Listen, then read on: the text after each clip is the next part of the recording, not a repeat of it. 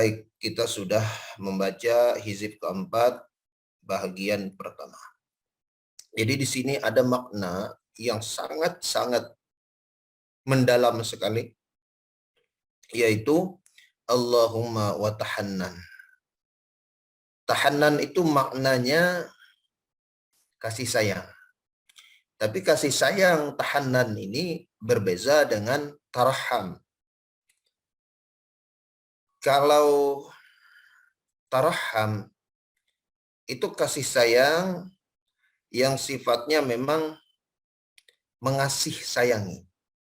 Kalau tahannan, hannun. Hanan ini macam kasih sayang yang lebih lagi dari sekedar tarham. Kalau hanan, tahannun itu maknanya memanjakan. Orang kalau terlampau sayang, maka dia memanjakan. Hanan adalah makna yang sangat sulit untuk dibahasakan, tapi hanya untuk dapat dirasa-rasakan kedalamannya. Itu makna daripada tahannan. Allahumma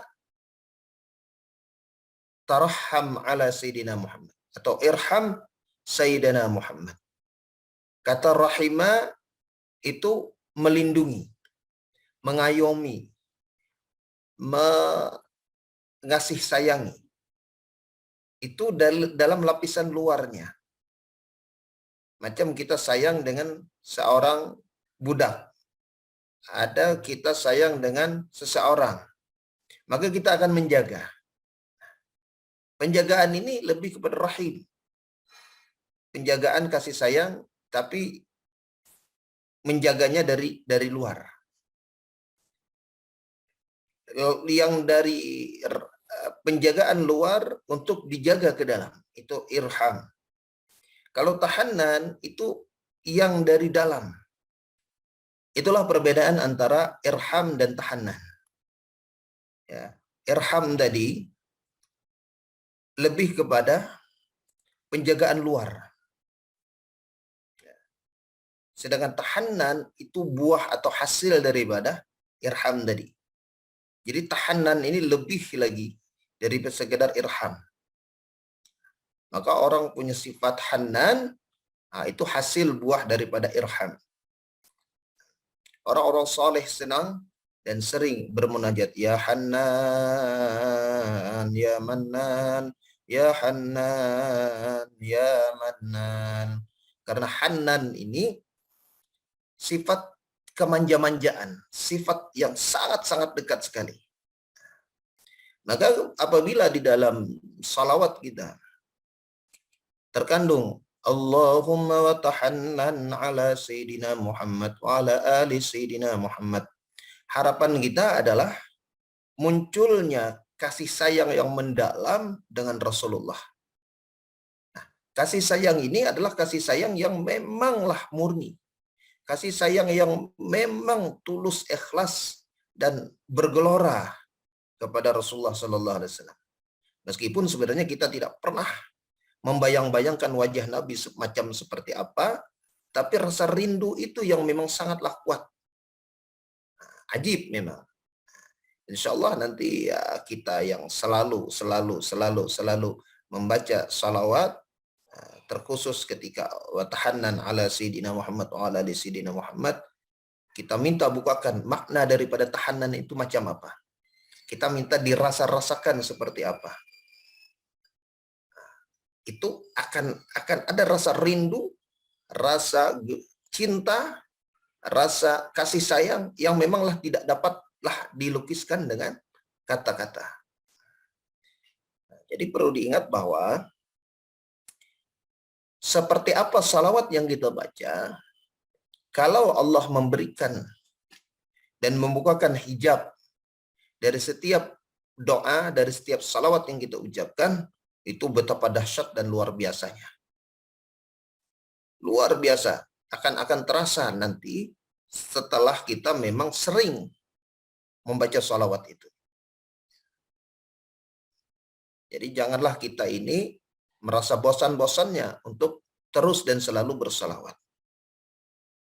Meskipun ya saya katakan bahwa apapun yang terjadi pada diri kita, apapun pekerjaan, sesibuk-sibuknya, niatkan untuk menjadikan hidup kita ini lebih banyak bersalawat kepada Rasulullah. Meskipun kita ini tidak merasakan apa-apa, belum lagi merasakan apa-apa dari salawat itu, terus. Karena perasaan yang tidak merasakan apa-apa itu disebabkan memang hati kita lah yang memang keras. Hati kita yang memang masih beku. Nah, tugas kita adalah terus memukul hati itu dengan salawat. Sibukkan diri dengan salawat. Jadi kalaupun kita ada riyadhah untuk bersalawat, misalnya satu hari harus 500, satu hari harus 1000. Tak peduli kita apakah dengan salawat yang banyak yang kita baca itu terasa atau tidak, dalam keadaan kita ingat atau tidak, dalam kita sadar atau tidak, hati kita terhubung dengan Rasulullah atau tidak, itu kita kesampingkan. Maknanya bahwa kita tak pedulikan itu, yang paling terpenting bagi kita adalah membaca. Membaca, terus dan membaca. Sampai nanti akhirnya Allah akan bukakan hijab itu.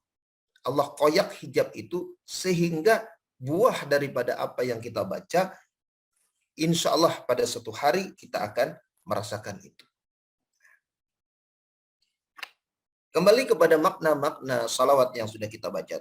Yang sudah kita baca tadi sudahlah diketahui makna-maknanya. Tidaklah menjadi penting lagi makna daripada salawat itu. Yang paling penting itu adalah di antara sekian salawat-salawat itu, yang mana nanti akan membukakan kita hijab, membukakan kita daripada makna sesungguhnya itu, itulah yang kita tunggu. Itulah yang kita tunggu. Kita tidak tahu dari mana, macam apa, salawat yang mana yang akan membukakan kita hijab. Kita tidak tahu. Tugas kita hari ini adalah apabila ada salawat, baca. Apabila ada salawat, amalkan.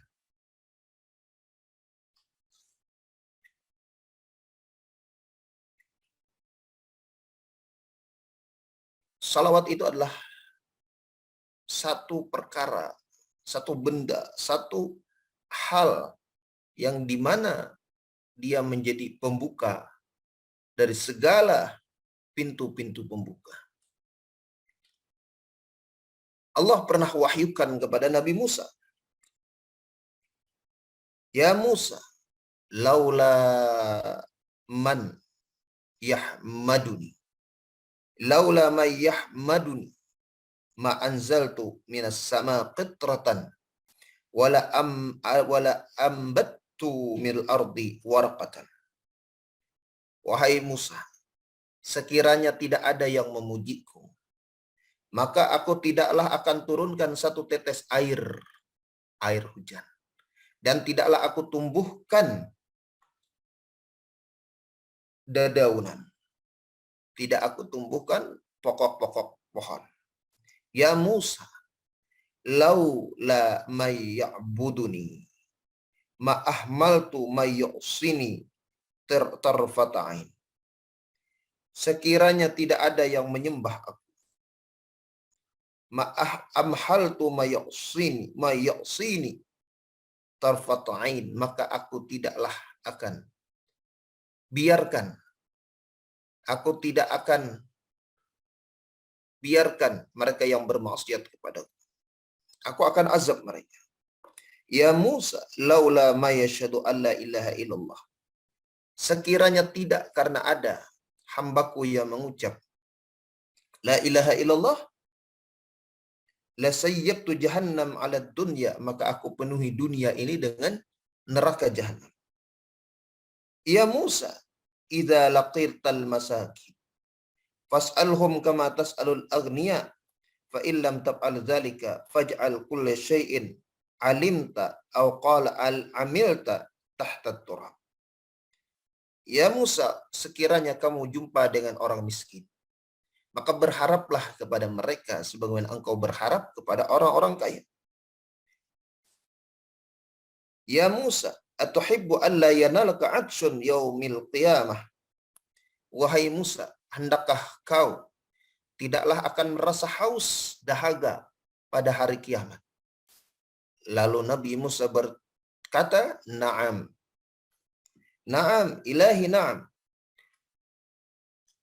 Benar, wahai Allah, bagaimana caranya agar aku tak merasakan haus dahaga pada hari kiamat? Qala fa'aktsiris salata ala habibi Muhammadin sallallahu alaihi wasallam. Maka perbanyaklah kau bersalawat kepada Rasulullah sallallahu alaihi wasallam. Dari sini kita dapatlah melihat, dapatlah kita memahami bahwa disebabkan cintanya Allah kepada Rasulullah, maka kasih sayang Allah itulah yang menyelamatkan hamba-hamba, menyelamatkan umat manusia. Sekiranya tidak ada yang memuji kepadaku, itu maknanya tidak ada yang berzikir, tidak ada yang bersalawat, maka tidak akan aku turunkan air hujan, kata Allah. Dan aku tidak akan tumbuhkan pokok-pokok pepohonan. Kalau tidak karena ada Nabi Muhammad, kasih sayang Allah di sana, maka tidak akan turun rahmat. Orang yang bermaksiat langsung Allah azab. Tapi karena ada Nabi Muhammad, maka azab itu ditunda. Maka Allahu liyu'adzibahum wa anta fihim. Kami sesekali tidak akan mengazab, engkau berada bersama mereka. Wa ma arsalnaka illa rahmatan lil alamin. Tiadalah kami turunkan utus kau melainkan rahmat bagi sekalian alam.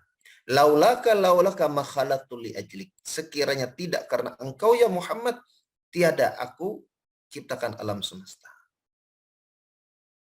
Setakat ini mudah-mudahan kita mampu memahami bahwa satu-satunya rahmat, satu-satunya alasan hujjah Allah Subhanahu wa taala tidak mengazab hambanya karena memandang kepada Nabi Muhammad sallallahu alaihi wasallam. Turunnya rahmat karena berkah Nabi Muhammad sallallahu alaihi wasallam.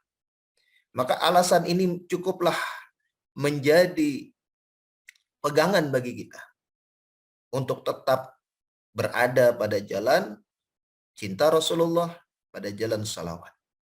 Karena inilah yang menjadi kunci dari semua kebahagiaan. Inilah kunci dari semua ketentraman. Inilah kunci dari semua kekayaan. Inilah kunci dari semua kunci kasih sayang Allah. Ya Musa, aturidu an akuna aqrab min kalamika ila lisani wa min wasawisi qalbika ila qalbik wa min ruhika ila badanik wa min nuri basarika ila ainik. Qala na'am ya Rabbi, aksir salata ala Muhammad sallallahu alaihi wasallam. Wahai Musa, kata Allah, hendakkah aku ajarkan ada satu kalam, ada bahwa aku ini, diriku kata Allah, itu lebih dekat antara lisan dengan kalam. Berapa jarak antara lisan dengan kalam? Berapa jarak antara lisan dengan kalam?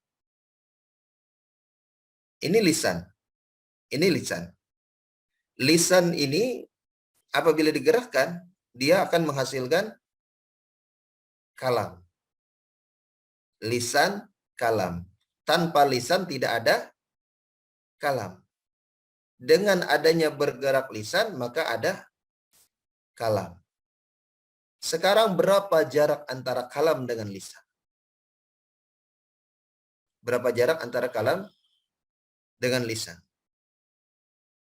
Ada yang mampu menghitung jarak antara kalam dengan lisan? Tidak ada orang yang mampu mengukur jarak antara kalam dengan lisan. Kalam adalah kalam, lisan adalah lisan. Dua hal yang berbeda. Tapi dia macam bersatu. Kalau kita sebutkan A lisannya itu memanglah diam, tapi dia berada di tengah-tengah. Kalau kita ucapkan dha, maka lisan itu secara langsung dia akan merapat ke kanan. Kalau kita ucapkan ra, maka ujung lisan akan naik ke ujung gigi. Apapun yang kita ingin ucapkan, maka lisan itu akan bergerak cepat, secepat apa yang akan dihasilkan oleh makharijul huruf yang diinginkan oleh bunyi itu. Secepat itulah dia membentuk kalam-kalam. Kalau saya katakan Alhamdulillahi Rabbil Alamin. Alhamdulillahi Rabbil Alamin. Ada berapa kalam di sana? Ada berapa kata di sana? Tidak mampu kan kita hitung. Langsung secara cepat tidak akan mampu. Begitu kecepatan kalam. Lebih cepat lagi lisan. Bismillahirrahmanirrahim. Bismillahirrahmanirrahim. Pada Bismillahirrahmanirrahim ada 19 huruf.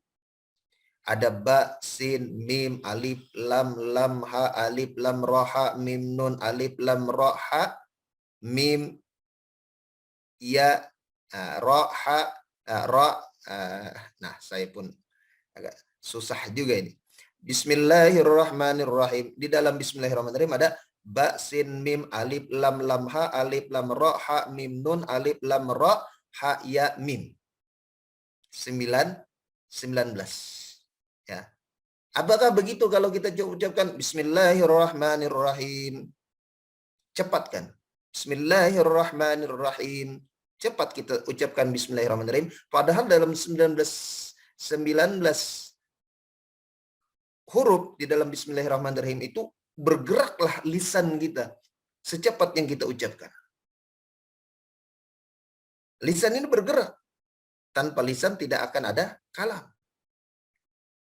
Bismillahirrahmanirrahim. Ketika ba, lisan berada di tengah. Ketika sin, dia sedikit ke atas. Ketika menyebutkan mim, dia akan ke bawah. Itu tidak akan dapat kita lihat. Padahal dia sebenarnya bergerak. Bismillahirrahmanirrahim. Apabila 19 huruf, 19 makharijul huruf, huruf yang diucapkan 19, maka ada 19 kali pergerakan lisan. Apalagi kita baca kalam-kalam yang lain, beribu-ribu pergerakan lisan. Dan dia bergerak cepat. Dan tidak ada jarak antara kalam dengan lisan, lisan dengan kalam. Tidak ada jarak. Berarti maknanya sangat dekat sekali. Nah, kata Allah, handakkah ya Musa? Aku ini dekat dengan dirimu, lebih lagi dekat antara kalam dengan lisan. Lisan dan kalam itu berjarak yang tak dapat dihitung jarak dekatnya. Sangat dekat. Handakka wahai Musa, aku ini dekat denganmu sedekat, bahkan lebih dekat antara kalam dengan lisan. Wa min wasawisi qalbik ila qalbik. Adanya getaran hati terbesit dalam hatimu kepada hati dengan hatimu juga. Pernahkah kita kalau kita ingin makan, saya ingin makan. Begitu kita dalam makan, kita ambil lagi lauknya, kita ambil ikannya, makan lagi. Begitu enak lagi, kita ambil lagi sayurnya. Kita ambil lagi air minum. Ya, itu adalah keinginan.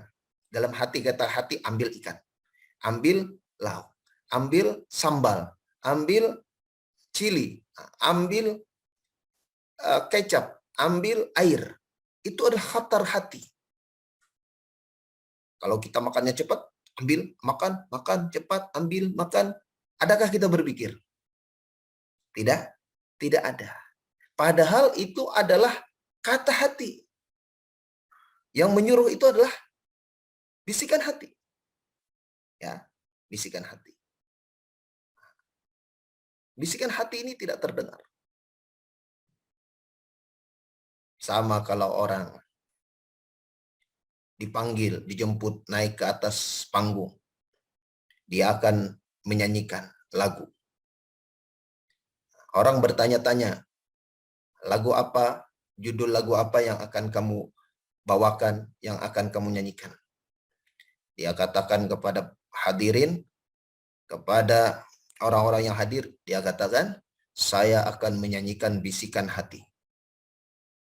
Begitu dia ambil mikrofon, dia ambil mic, 30 menit dia tidak keluar suara. Orang menunggu-nunggu. Nah, sampai setengah jam tidak ada suara. Nah, musik bertalu-talu, musik berdendang-dendang, tak ada suara. Nah, kata orang, kenapa kamu tidak menyanyi? Nah, dia katakan, saya sudah menyanyi. Lah, kan belum terdengar suara kamu. Nah, dia katakan, kan saya menyanyi bisikan hati. Nah, bisikan hati itu hanya mampu didengar oleh hati juga. Jadi tidak membutuhkan pada suara. Sebab lagu dia adalah bisikan hati. Nah, betul tidak? Jadi dia tidak bernyanyi dengan suara. Tapi dia bernyanyi dengan bisikan hati. Nanti boleh dicoba Pak Syabani nanti menyanyi dengan bisikan hati. Bisikan hati ini tidaklah terdengar dan tidaklah mampu terjangkau. Dia cepat sekali. Tek, tek. Kenapa begitu kita berjalan, yang tadinya mau ke kiri bisa ke kanan. Yang tadinya berjalan bisa terus, yang terus bisa berjalan. Stet, langsung otomatis berhenti. Itu adalah bisikan hati. Bisikan hati yang tidak terdengar. Dan itu sangat dekat sekali. Yang tidak ada frekuensi hitungannya adalah bisikan hati. Bahkan bisikan hati ini melebihi pikiran. Ya, pikiran. Kita berpikir 100 meter lagi kita akan berhenti. Tapi begitu kata bisikan hati berhenti, tiba-tiba berhenti.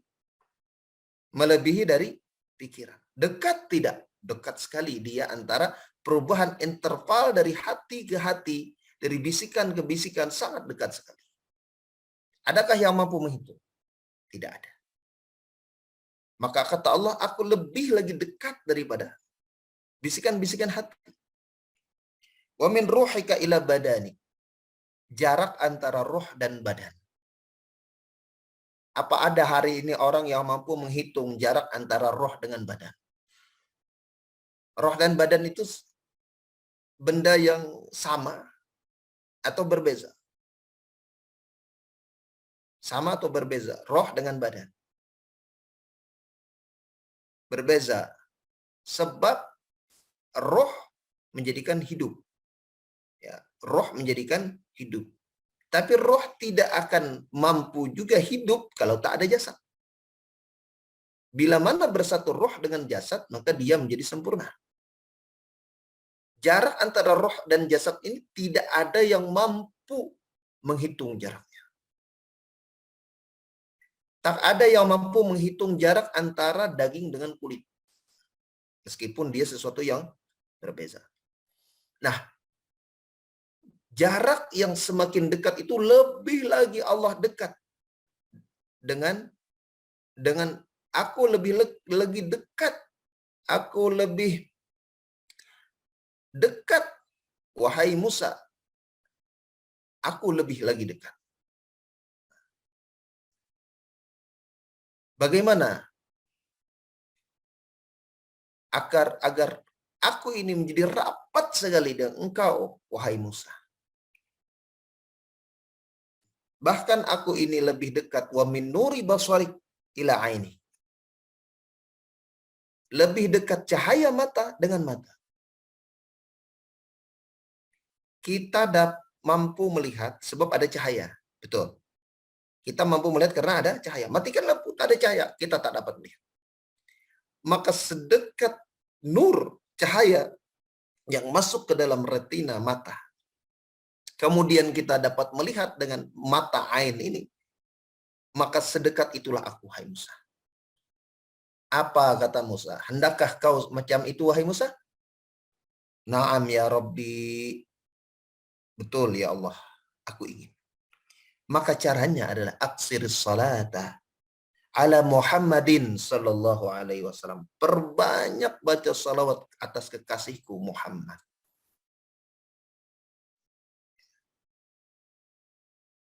Perbanyak salawat atas kekasihku Muhammad. Kalau orang sudah paham ini, kunci ini sudah paham, jalan ini sudah paham, lorong ini sudah paham, maka ini adalah kunci dari semua kunci. Kunci dari semua kunci. Nabi Musa Allah muliakan. Allah muliakan Nabi Musa.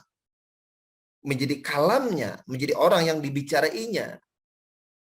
Dan dimuliakan namanya. Kenapa? Kenapa? Karena Allah bukakan bagi Musa ini jalan. Jalan mengenal Habibuna Muhammad sallallahu alaihi wasallam. Manakala Rasulullah sallallahu alaihi wasallam dalam peristiwa Mi'raj, dalam perjalanan Isra dan Mi'raj. Dalam Mi'raj itu, siapa yang mencegah, siapa yang menanti, menunggu, dan selalu meminta agar Habibuna Muhammad kembali ke hadirat Allah untuk dikurangi hitungan, bilangan, salat. Siapa? Siapa? Nabi Musa. Nabi Musa. Kenapa Nabi Musa selalu meminta? Ya Muhammad, ya Rasulullah, berapa kali Allah bagikan beban taklif jumlah rakaat? Kata Nabi Muhammad, berapa? 50. Itu terlalu berat, wahai Muhammad. Mintalah keringanan kepada Allah. Naik Nabi Muhammad. Ya Allah, kata Nabi Musa, umatku sangat kecil. Umatku tak mampu 50 rakaat. Minta keringanan menjadi 45. Kata Nabi Musa, 45 pun masih banyak, wahai Muhammad. Mintalah kepada Allah. Balik lagi. Dikurangi menjadi 40. Dikurangi jadi 35. Kurangi jadi 30. Kurangi jadi 25. Kurangi lagi jadi 20. Kurangi lagi 15. Kurangi lagi 10. Kurangi lagi 5. Kurangi lagi, tak ada salat. Apa hikmah di balik permintaan Nabi Musa? Apakah Nabi Musa nak buat susah Nabi? Nak memberikan satu beban Nabi pun letih, lelah, bolak-balik? Tidak. Ada hikmah yang terkandung. Nabi Musa ingin melihat nur orang yang jumpa dengan Allah Azza wa Jalla. Sebab Nabi Musa tak mampu melihat nur Allah ketika dia minta tajalli, kepada minta, ya Allah arini an ara, perlihatkan aku agar aku dapat melihat engkau. Falamma tajalla al-jabal, ketika Allah bertajalli di Jabal Tursina, kharra sa'iqa, Nabi Musa terpental, jatuh, tak mampu dia melihat, tak mampu dia untuk memandang, tak mampu dia sekedar berjumpa dengan Allah. Sebab Musa meminta. Sedangkan Habibuna Muhammad diundang, dijemput Dan dia diberikan magam yang melebihi daripada magam Sayyidina Jibril alaihi salam. Meskipun demikian Nabi Musa tahu bahwa orang yang memanglah dicintai dan betul-betul memiliki derajat makam yang mulia di seluruh makhluk alam semesta ini adalah Habibuna Muhammad sallallahu alaihi wasallam. Maka itulah Nabi Musa tahu tentang cara mendapatkan makam kemuliaan ini, maka dia letakkan hatinya mencintai Nabi Muhammad untuk mendapatkan kecintaan Allah. Mudah-mudahan paham makna daripada salawat. Nah, bukan lagi kita perbincangkan apa itu dan bagaimana salawatnya. Apa itu fadilatnya. Ada salawat kita baca, ada salawat kita pelajari, ada salawat kita amalkan. Nah, soal yang banyak, salawat yang ingin kita perbanyak itu pilihan masing-masing. Ada yang senang salawat umi, boleh. Ada yang suka salawat nariyah kamilah, boleh. Ada yang suka salawat ruhiyah, boleh. Ada yang suka salawat ibrahimiyah, silahkan. Apapun itu. Mau dalail khairat kah, mau burdah kah, mau syaraful annam kah, barzanji kah, syaraful maulid ad-dibai kah, mau sibtudarat, silahkan. Yang penting semuanya adalah salawat. Karena salawat inilah jalan-jalan kita untuk meraih kedudukan magam-magam. Dan para wali-wali pun tahu bahwa salawat inilah yang dapat dan mampu menaikkan makam-makam mereka. Maka para aulia-aulia itu tidak lagi nanti berbicara tentang seberapa tinggi makam mereka, tapi yang mereka cari adalah bagaimana kedekatan dengan Rasulullah Shallallahu Alaihi Wasallam. Inilah yang kemudian mereka cari.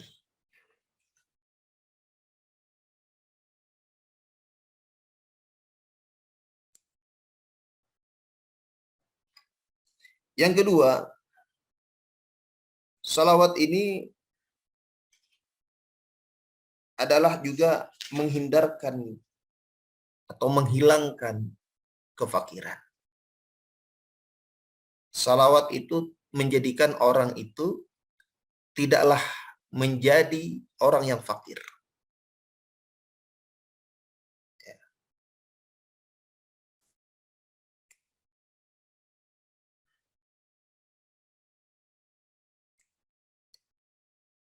Rasulullah katakan, kalau kamu dalam keadaan fakir, kalau kamu dalam keadaan tak banyak harta, tak banyak uang, ada satu amalan yang dibagi oleh Rasulullah. Idza dakhalta manzilaka. Apabila kamu masuk ke dalam rumah kamu, fasallim in kana fihi ahadun aw lam yakun ahad aw lam yakun fihi ahad summa sallim alayya waqra qul huwallahu ahad marratan wahidah, satu kali. Fa'ala rajal fa'adarallahu ta'ala ilaihi rizq hatta afada ala jiranihi wa qarabatihi. Ada satu amalan. Ini mudah-mudahan kita bagi amalan, kita pun ingat amalan ini dan sama-sama mengamalkan. Amalannya adalah ucapkan assalam kalau masuk rumah. Dan meskipun tak ada orang. Kalau tak ada orang, kita bagi salam. Assalamualaikum. Janganlah keras-keras. Assalamualaikum warahmatullahi wabarakatuh. Ini mudah-mudahan ingat. Kita pun kadang lupa-lupa juga. Assalamualaikum warahmatullahi wabarakatuh. Janganlah keras-keras kalau tak ada orang. Kalau kita keras-keras masuk rumah sendiri, tahu tak ada orang, malam-malam pun kita teriak, Assalamualaikum, Assalamualaikum, Assalamualaikum. Tahu tak ada orang. Dari arah dapur pun ada menjawab, Waalaikumsalam. Mungkin kita lari. Jadi kalau tahu tak ada orang, kita bagi salam pun perlahan. Lepas itu kemudian kamu baca salawat. Allahumma sholli ala sayyidina Muhammad. Sekurang-kurangnya salawat. Kamu baca qul huwallah satu kali. Ada orang amalkan ini, bukan saja dia yang kaya, orang jiran tetangganya pun diberikan Allah kekayaan dengan sebab amalan ini.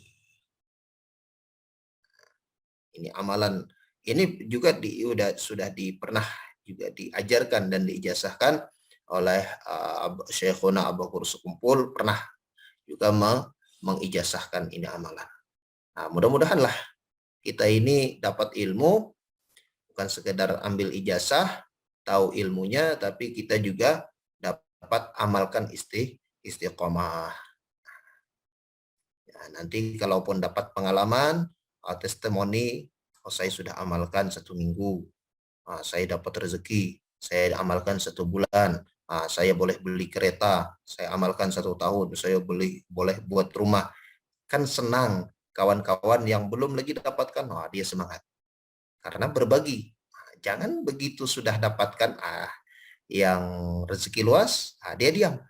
Tapi pada giliran dia ada hutang, dia pun bersusah payah kabarkan kawan-kawan, saya nih ada masalah, saya nih ada problem, saya nak bagi saya hutang, berikan saya pertolongan. Begitu dia dapat rezeki, dia tak cerita kepada kawan-kawannya. Begitu kesusahan barulah dicerita. Padahal yang senang-senang ini pun kita harus cerita. Jadi kawan-kawan kita yang lain pun dapatkan motivasi, dapatkan semangat untuk beramal. Yakinlah, yakin, ya, yakin. Ini sebetulnya pun kita tahu ada kawan-kawan kita yang dulunya agak susah, dulunya tak banyak, ya secara hidupnya pun boleh dikatakan sederhana, rezekinya tak terlalu banyak.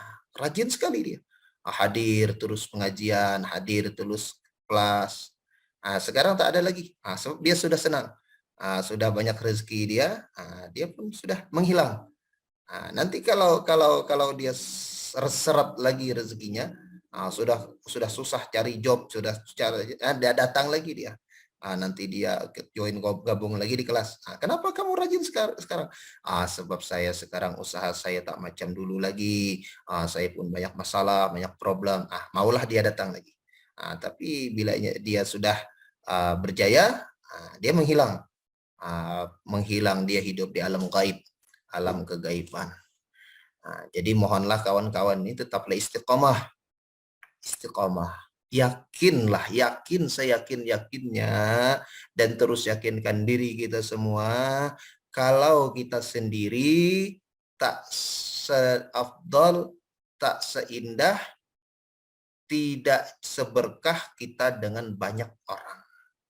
Tidak seberkah kita dengan jamaah majelis. Tidak seberkah kita dengan perkumpulan-perkumpulan macam ini. Karena dengan hadir macam seperti ini, kita dapat tambahan ilmu, kita dapatkan berkah, dan kita dapatkan kekuatan pandangan. Dari jamaah itu, insya Allah guru-guru kita pun selalu hadir. Meskipun berjauhan ini, insya Allah nazratus syekh, nazrah daripada guru-guru kita itu tidaklah terhijab. Bukan bermakna yang satu ada di Kedah, ada yang di Sabah, ada yang di Terengganu, ada yang di Sumatera, ada yang di Kalimantan, ada yang di Jakarta, di Pulau Jawa.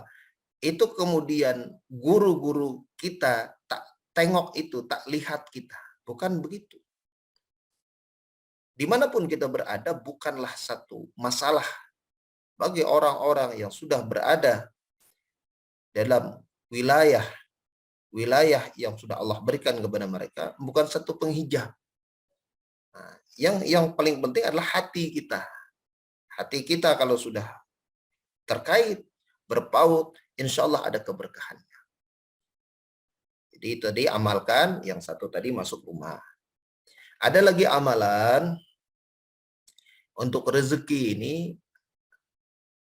banyak sebenarnya. Banyak. Di dalam Dalail Khairat pun sebenarnya kalau kita mau buka, ini amalan rezeki, kita akan sebutkan lebih daripada 10 dalam setiap hizib itu. Tapi nantilah kita nanti ada lagi kita buka kelas kelas-kelas rezeki khusus ya. Nanti insya Allah ada masa kita buka magnet penarik rezeki dalam Dalailul Khairat. Tidak semua kita buka. Nah, nanti kalau dibuka semua, nanti dia cari yang bagian rezekinya saja. Nah, saya tak baca lagi ini, saya baca ini saja. Nah, tapi kalau kita sudah baca semua, insya Allah sudah terbaca.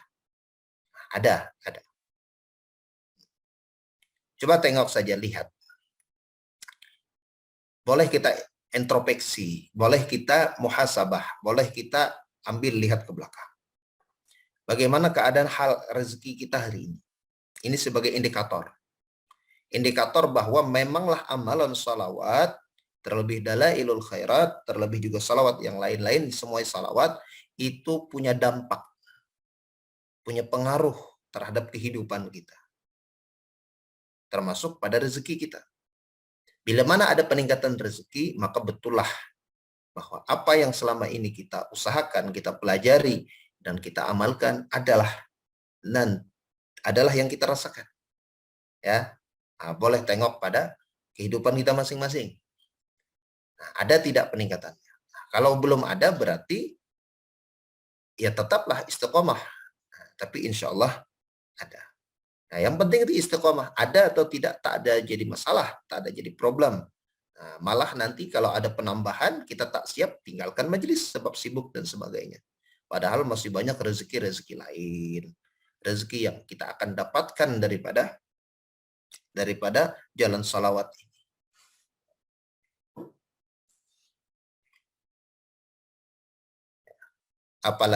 Apalagi dia barengi. Apalagi dia bersamai, apalagi dia tambahkan. Selain dengan dia baca salawat, dia tunjukkan bentuk rasa syukur, bentuk rasa terima kasih, bahkan dia ingin tarik yang lebih kuat daripada keberkahan itu dengan amalan lainnya. Salah satunya adalah sedekah.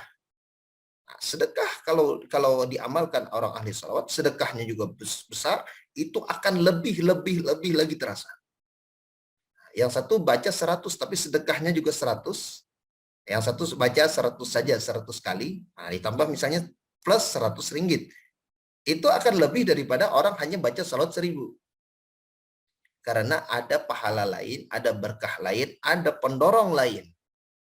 Nah, jadi kalau nak merasakan lebih cepat, dalam hal rezeki khususnya, amalkan tadi salawat. Salawat apa saja?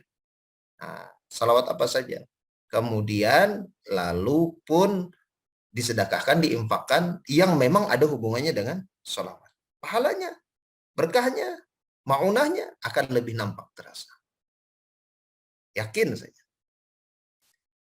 Alhamdulillah kita ada kabar gembira lagi. Kita ada kabar baik lagi. Ini kan namanya bukti maunah daripada salawat.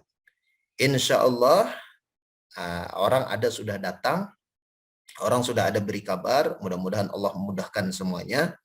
Insya Allah biiznillah minggu yang akan datang ada lagi orang yang akan mengucapkan syahadat, orang masuk Islam. Alhamdulillah nih kan. Sudah ada lagi orang ingin mengucapkan syahadat, masuk Islam. Berkah apa? Berkah salawat. Berkah apa? Berkah sedekah, infak, dan bantuan dari kawan-kawan juga yang sudah bantu belikan tanah, ya, kemudian buatkan pesantren, buatkan majelis. Yang baru-baru ini kan kita buat tempat wudhu dan tempat tandas, toilet. Nah, kita buatkan WC-nya untuk kemudahan orang-orang di majelis, terkhusus nanti untuk persiapan haul. Memanglah kita buat yang sederhana saja, WC-nya, toiletnya kita buat yang sederhana saja dulu karena tanahnya itu masih belum terlalu kuat. Jadi kita tidak buat yang permanen, tidak semi permanen saja, untuk darurat saja sementara. Nah, nanti sambil kita membenahi, karena memang tanah ini tanah urukan, tanah lapisan, karena tadinya dia seperti gunung pegunungan begini, ada perbukitan, lalu kemudian diratakan. Nah, bagian yang rendahnya ini di bagian depan, ini kan sudah berbulan-bulan, belum lagi 1 tahun. Jadi tanahnya itu masih tanah-tanah tumpukan. Jadi kita nak buat bangunan-bangunan, binaan-binaan di atasnya itu masih belum memungkinkan. Harus sebenarnya ada ditambah dengan bebatuan, backross. Nah, tapi ini perlu waktu untuk dapat mematangkan, mengeraskan tanahnya itu.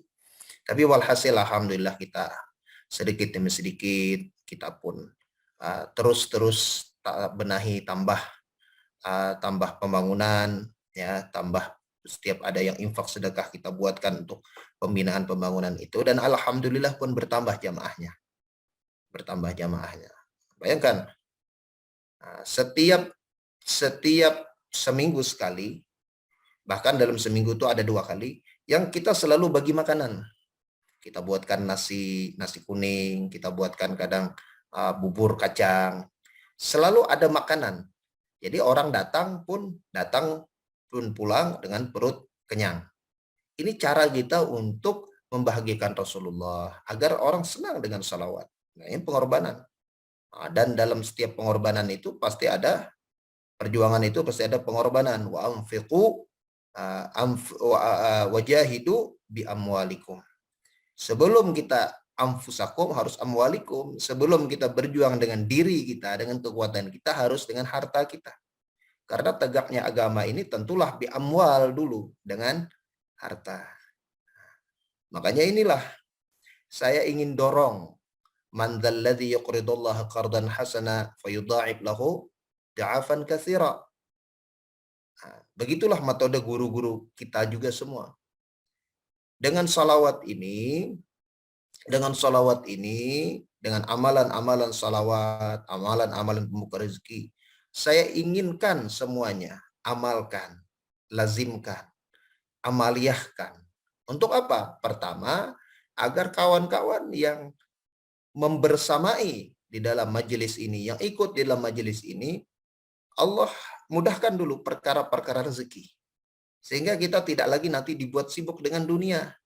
Nah, bagaimana nak mengaji kalaupun gajinya tak ada, rezekinya susah, seret, mau dapatkan uang tidak ada, lebih banyak hutang daripada uang. Tidak tenang untuk mengaji, tidak tenang untuk banyak beramaliyah. Maka yang penting, yang pertama dulu, amalkan ini salawat-salawat pembuka rezeki. Yang tadi, ya kan, sudah kita amalkan. Kemudian lagi, baca juga salawat, Allahumma sholli ala sayyidina Muhammadin, salatan tuwassi'u biha alainal arzaq. Ini dibaca. Allahumma sholli ala sayyidina Muhammadin, salatan tuwassi'u biha alainal arzaq. Allahumma sholli ala sayyidina Muhammadin, salatan tuwassi'u biha alainal arzaq. Berapa kali baca? Berapa mampunya saja. Mau baca 10 boleh, mau berapapun. Ya, ini adalah rezeki amalan-amalan pembuka rezeki. Kenapa saya perlu dan pentingkan, tekankan untuk baca amalan-amalan pembuka rezeki ini? Satu, agar rezeki kawan-kawan ini terbuka. Rezeki yang datang, dengan adanya rezeki ini, diniatkan lagi untuk menjadikan dalailul khairat menjadi lebih besar, dapat berinfak, bersedekah, untuk dapat dirasakan oleh orang-orang yang belum lagi merasakan ma'unah, belum lagi merasakan keberkahan daripada dalailul khairat. Jadi kita kan ada online, ada offline. Nah, kalau dulu kita tak ada beban. Kalau dulu kita hanya offline, hanya online saja. Online kawan-kawan saja yang diurusi, kawan-kawan saja yang diajari. Kalau sekarang masyarakat, orang-orang banyak, warga, jamaah bertambah. Bukan sekadar online tapi juga offline. Dan keduanya pun kita pikirkan siang malam. Bagaimana rezeki mereka? Karena rezeki ini penentu. Kalau sudah ada rezekinya, seleza, enak, nyaman, semua pun orang akan semangat dan orang pun akan tetap di jalan ini. Begitu. Begitu. Inilah yang mesti harus kita lakukan. Jangan dikira kita ini diam. Nah, makanya saya sudah sering. Ini kawan-kawan ini kan orang-orang lama semua. Nah, orang-orang lama ini nampak dari wajahnya wajah lama semua. Wajah-wajah lama semua. Nah, saya tak sebut tua, ini muda semua. Nah, muda semua. Nah, sebab kalau orang sudah amalkan salawat, tuh wajahnya menjadi awet muda. Nah, awet muda, bukan awet tua. Nah, ini muda semua, tampak jadi orang muda semua. Nah, ya. 17 semua. Jadi yang ingin saya inginkan adalah orang-orang lama berbagi kepada orang-orang baru. Mendoakan kepada orang-orang baru. Sebab kalau orang-orang lama ini saja yang terus-menerus kita tarik, kita dorong, tapi dia tak bergerak, letih. Letih kita untuk menggerakkan. Nah, sebab kita perlu ada pergerakan. Pergerakan. Saya nak bicara terbuka saja. Karena saya menganggap ini semua sudah menjadi bahagian daripada perjalanan kita sudah panjang. Saya kalaupun baca dalil khairat, saya khatamkan dalil khairat. Apa doa saya? Apa yang saya buat? Saya buat selain kita minta agar pahalanya dihadiahkan kepada guru-guru kita, saya selalu dalam doa saya sampaikan juga ini semua kepada murid-murid saya. Sampaikan kepada orang-orang yang berinfak. Sampaikan kepada semuanya. Maknanya apa? Maknanya inilah kekuatan berbagi. Kekuatan berbagi. Jadi disinilah tumbuh keberkahan. Jadi orang yang tak buat macam itu, dia dapat pahala. Tak baca dalil khairat, dia dapat kiriman dalil khairat. Tapi kalau dia menerima saja, tak ada bergerak, itu macam mobil, macam kereta mogok, macam kereta mati. Kita dorong, kita tarik, dia tak bergerak. Maka yang perlu adalah sama-sama menumbuhkan, sama-sama menggerakkan. Sehingga dia dinamis, dia sama-sama bergerak. Menjadi satu kekuatan. Nah, ini yang kita inginkan.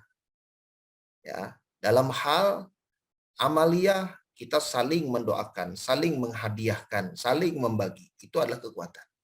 Dalam rezeki kita saling berbagi. Nah, saling berbagi. Saya bagi ilmu, kawan-kawan kalau ada kelebihan rezeki bagi kepada kami untuk kami juga bagikan kepada orang-orang baru agar dapat merasakan juga maunah keberkahan daripada salawat ini sehingga menjadi hidup dinamis. Makanya itu menjadi satu kekuatan. Dia menarik yang lain-lain saja untuk datang. Bukan untuk orang Islam saja, bahkan orang-orang yang non-Muslim, orang yang belum lagi dapat hidayah, akhirnya mereka datang kepada kita untuk mengakui, untuk menjadi bahagian daripada umatnya Rasulullah Sallallahu Alaihi Wasallam. Ini yang kita inginkan. Ya, pertama, apakah salawat itu sesuai kondisi hati? Ya, salawat itu tentu sesuai dengan kondisi hati. Ya, ketertarikannya apa? Kalau orang rezekinya lagi susah, lagi sulit, cari salawat-salawat membuka rezeki.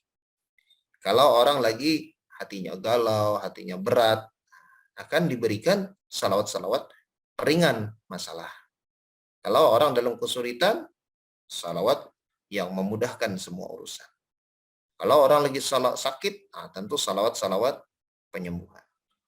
Jadi memanglah salawat itu ada yang memang umum, ada yang memang khas, spesial, sesuai dengan tujuan. Tapi walhasil bahwa diniatkan atau tidak diniatkan, dimaksudkan atau tidak dimaksudkan, semua salawat itu dia akan berfungsi, dia akan bergerak, dia akan menjadi solusi dari semua persoalan. Jadi kalaupun kita tidak tahu kita lagi sakit, kita tidak tahu apa sih salawatnya yang dapat menyembuhkan penyakit, baca salawat yang umum saja.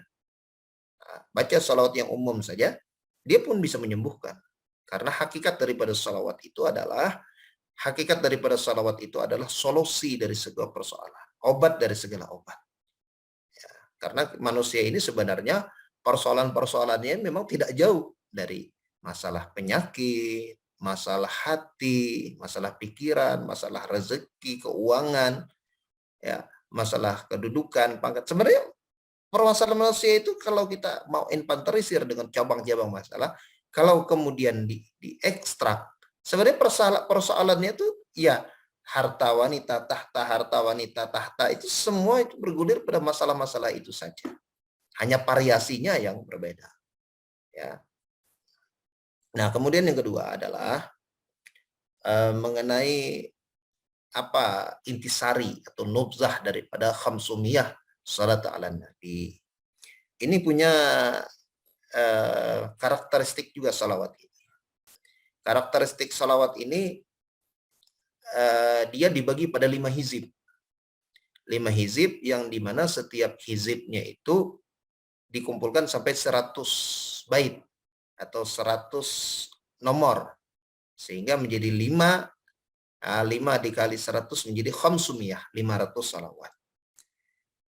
Dan menariknya salawat ini, dia memudahkan kita dan mengajari kita juga tentang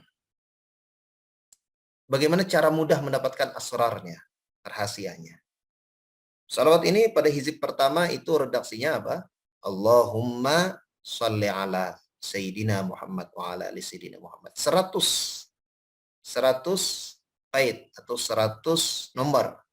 Yang kedua adalah Allahumma barik ala Sayyidina Muhammad wa ala ali Sayyidina Muhammad. Yang ketiga, hizib ketiga, Allahumma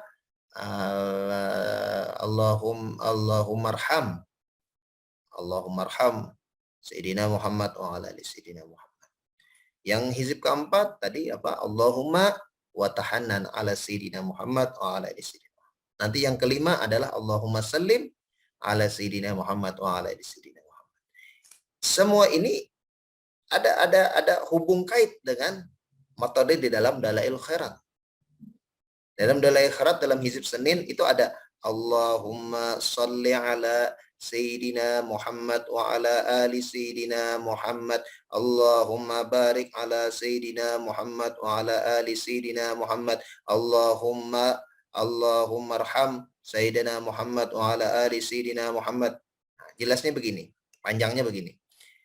Hizib Senin ada di bagian tengahnya begini, Allahumma sholli ala Sayyidina Muhammad wa ala ali Sayyidina Muhammad kama shallaita ala Sayyidina Ibrahim wa ala ali Sayyidina Ibrahim innaka Hamidum Majid. Allahumma barik ala Sayyidina Muhammad wa ala ali Sayyidina Muhammad kama barakta ala Sayyidina Ibrahim wa ala Sayyidina Ibrahim innaka Hamidum Majid. Allahumma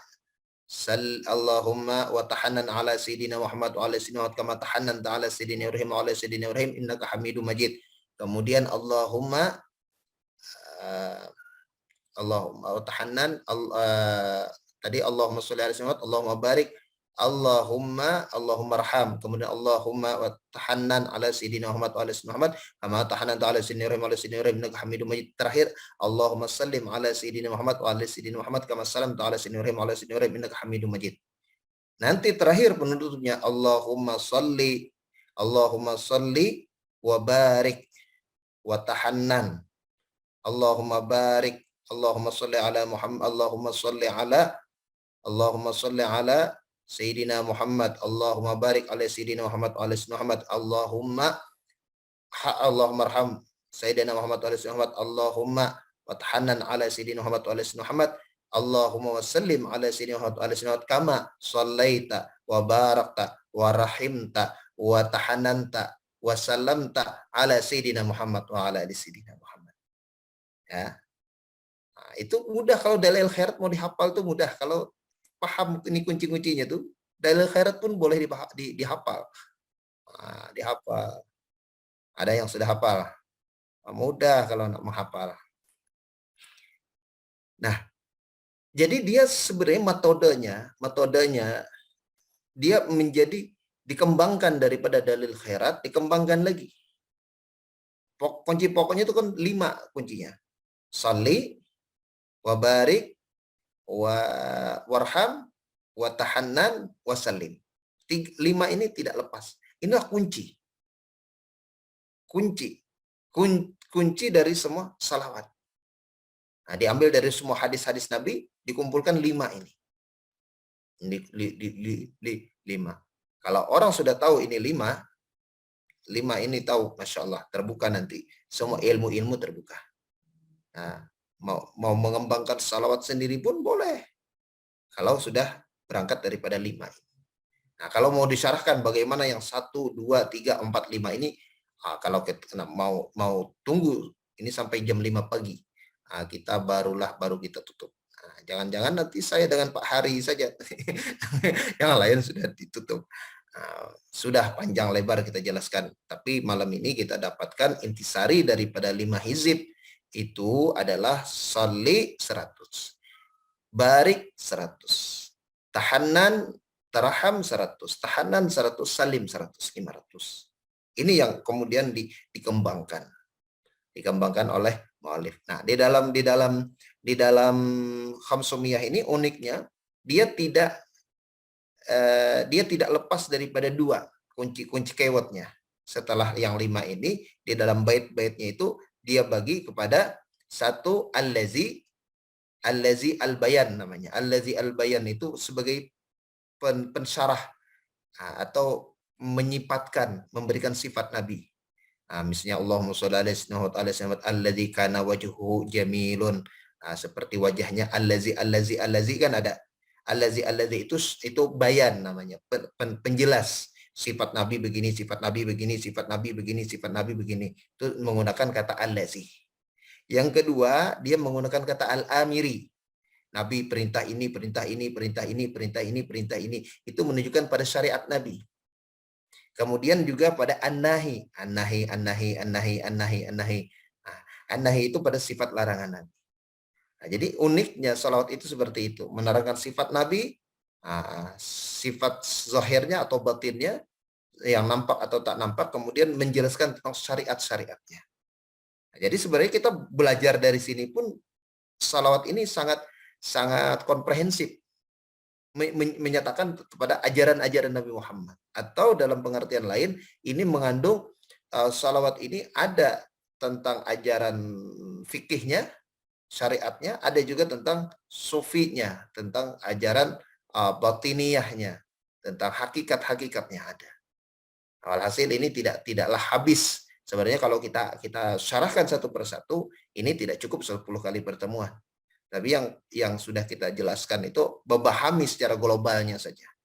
Memahami pada ruhiyah salawatnya.